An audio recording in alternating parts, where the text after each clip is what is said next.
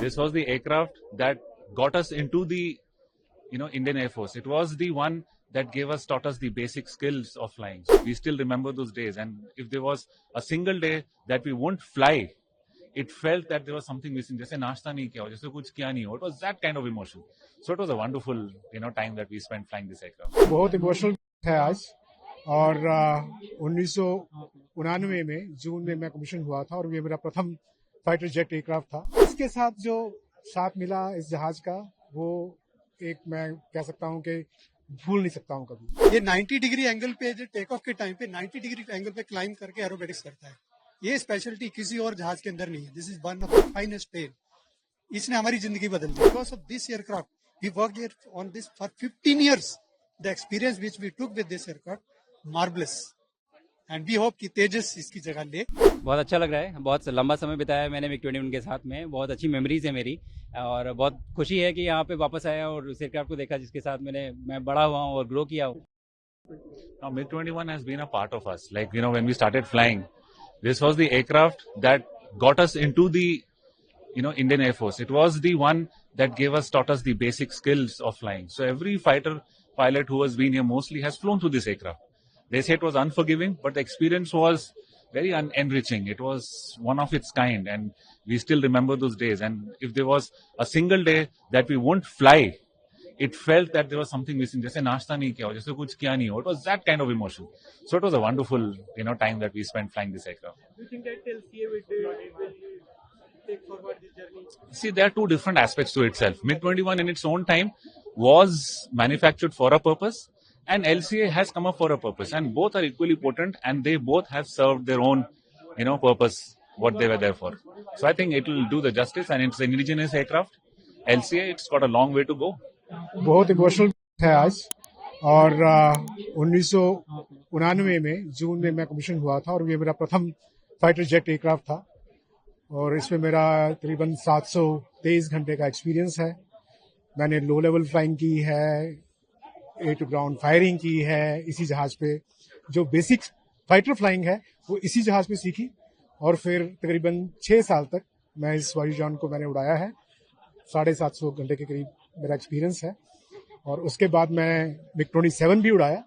पर इसके साथ जो साथ मिला इस जहाज का, वो एक मैं कह सकता हूँ कि भूल नहीं सकता हूँ कभी. ये 90 डिग्री एंगल पे जो टेक ऑफ के टाइम पे 90 डिग्री एंगल पे क्लाइंब करके एरोबेटिक्स करता है. ये स्पेशलिटी किसी और जहाज के अंदर नहीं है. This is one of the finest plane. इसने हमारी जिंदगी बदल दी. इस जहाज में इतनी मेहनत कराया हमसे, और हमने इसके बाद इसकी मेहनत करते हुए भारतीय सिविल एविएशन डिपार्टमेंट में काम किया.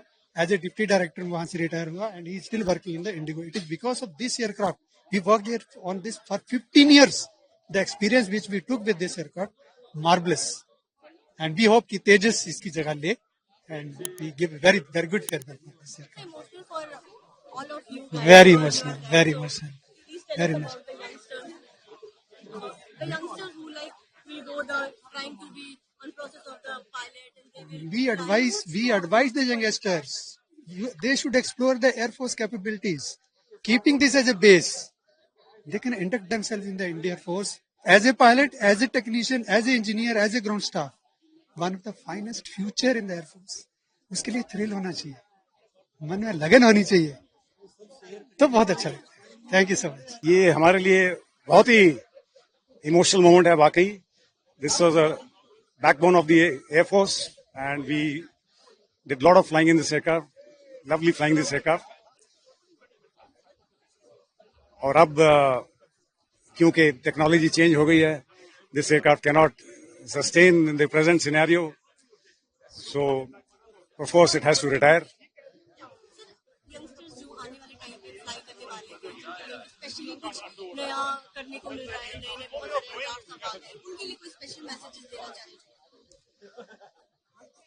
Field of aviation